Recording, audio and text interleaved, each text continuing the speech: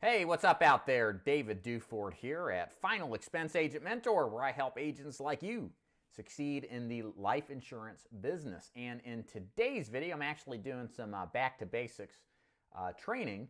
This video is really intended for the agent that is interested in learning how to apply and get his insurance license. So even though in this channel I help agents with life insurance and final expense and that kind of thing, this particular training will apply to you if you're looking at getting into this business and you're just kind of wondering what steps you have to take in order to get into and eventually get your insurance license. So I'm going to talk about the steps specific to your state that you live in, how to do that, and then also describe the process of actually studying for the exam and kind of what you could expect. So a lot of guys ask me this because they don't know quite where to start. They're interested in selling insurance of some sort, but they don't know how to get their license.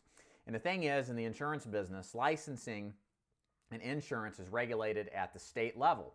So each state has a specific code or a specific guidelines to getting a license. So I can't tell you what works for me in Tennessee will be exactly the same if you live in California or some other state. But I can tell you the best way to figure out what your specific directions in getting licensed is to go into Google and then put in how to get licensed for insurance, or how to get an insurance license in the state of fill in your state. And then that way you'll probably be brought to a study or a pre-test page where you deal with a vendor that sells you some pre-examination material to study up for the exam, and they'll give you the step-by-step in order to do that. So for example, if I go in, and I've already drawn this up here, I'm just going to read you off my screen. 80banker.com does the pre-licensing steps here in Tennessee. And basically what you have to do is, in most states, you've got to complete some pre-licensing course. So typically what that means is that you're going to either, in most cases, get purchase something online. Usually the cost is between $100 and $200 in my experience.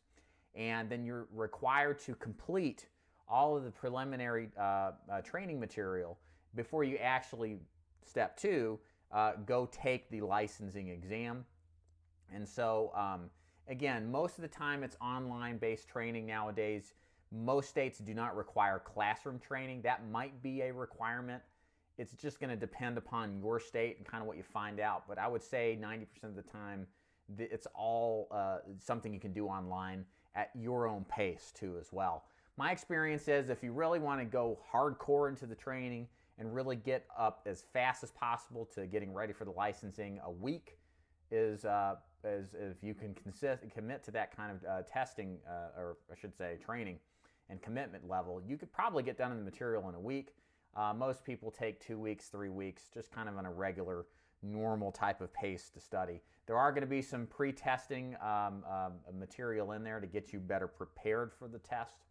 A lot of these particular vendors will sell you some additional pre-licensing material like flashcards and other things to help prepare you. And then once you do that, what you want to do is register at the testing provider. You actually have to go on site to a whatever the state mandated testing provider is. In Tennessee, it's Pearson VUE. That's usually the case in a lot of other states. And you register online at their site. They give you specific dates you can go in to take the insurance exam. And then you get there, you sit down in a module and go ahead and just take the test. I want to say there's usually about 100 questions or so, give or take. Of course, you got to bring preliminary material, make sure you are who you say you are. Once you pass the test, and at that point, you apply to get the license. Typically what they do is some sort of background test on you. They will just make sure, if you're getting a license in the state, it's a privilege, it's not a right. So the state Department of Insurance makes the ultimate say on whether you get a license or not. And in my experience, not telling you this is definitely the case, but my experience is that you really have to have done something very bad to not get a license. Some states are historically more difficult than others. If you've got a tainted past, most of you probably don't. I'm just saying this was a rare occasion. I've seen this like Florida. Florida, with so many seniors that lives there, is very, very sensitive to people who have been involved in white-collar crime, for example. So, and they will contest you on that, and you'll have to prove yourself as being still a good person of good character to represent the state as a licensed insurance agent. Most of the time you need to get a fingerprint nowadays. They'll tell you how to do that at your testing provider, and you do have to pay fees there. A couple questions people have about the examination process. How long does it take? An hour to 2 hours, depending on how fast you test. Some people test slower than others, so it's just going to depend. Also, how much does it cost? Usually the pre-licensing is about $100 to $200, depending on the state. The actual examination costs you money. That's just going to depend, as well as getting and applying for the license and getting fingerprints. That's going to cost too. I would say several $100, $200 or $300 tops is what I'd expect. There may be states where that price is a lot higher. And again, some of that is going to vary. That's why I'm giving you a price range. Some states like to stick it to you and try to collect as much off of you as possible in order for the privilege of representing as yourself as a licensed life insurance agent or insurance agent. So be prepared for that. What kind of questions you're dealing with? I think it tends to be that the questions are very similar to the ones you get in a pre-licensing course. So just continue to take the pre-testing, get comfortable with the testing questions, because a lot of that is going to go back to what kind of material you get. And once you pass the exam, that's it for testing. You never have to test again. Every couple of years, usually every 2 years, you have to send in your dues to keep your license up to date. Some states don't require that. Florida, I think, comes to mind. Also, you do have to do continuing education units, most of which in most states you can do online at your own pace. You got to do usually 24 units, I think, every 2 years. So it's pretty well customary, like in many licensed professions, you need to do continuing education. Let's see what else here. Make sure we covered most of this.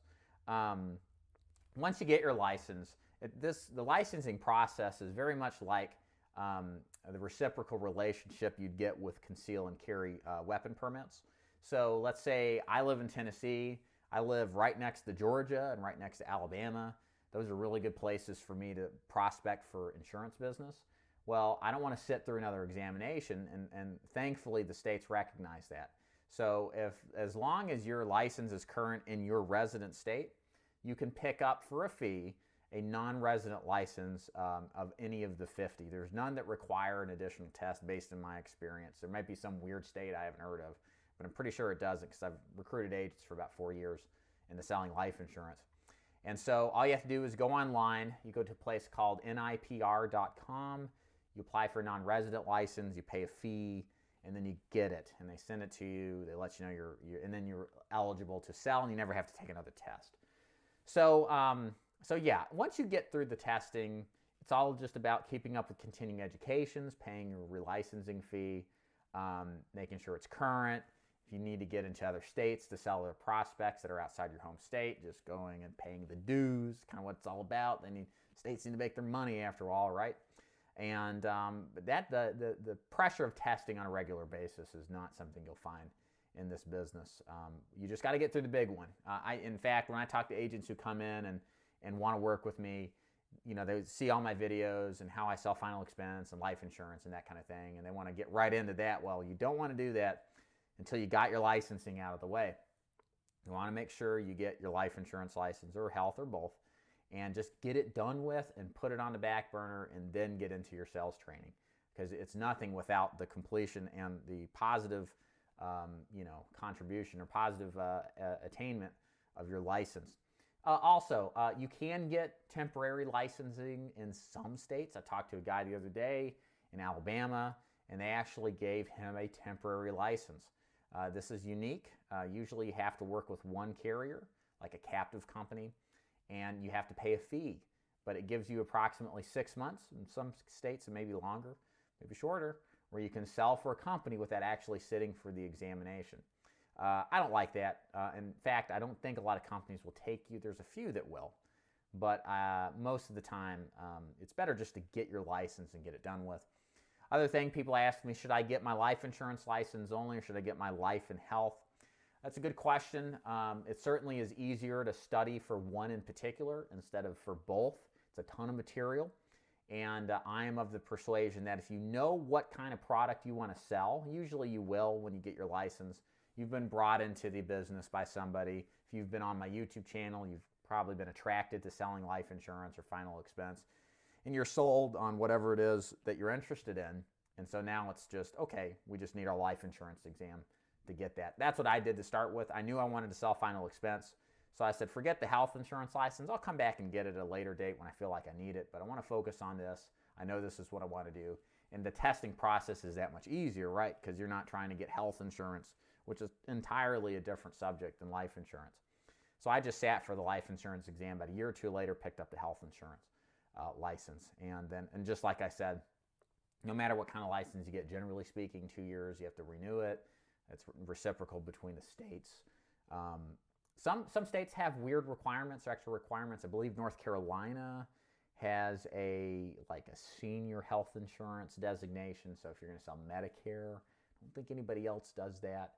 I'm trying to think if there's some other ones. But most of the time, that's pretty much the standard.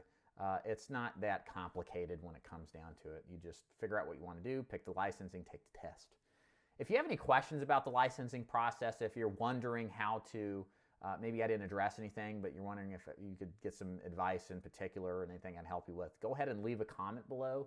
I'm happy to assist. If you like what you've seen here, please give it a thumbs up, as well as subscribe to my channel, especially if you're just getting started in this business.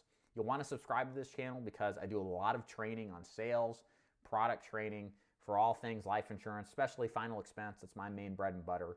And if you're looking for regular videos Monday through Friday, this is the place to get it. I do a lot of those, and it will definitely help you in your career, no matter what it is that you're doing in the insurance business.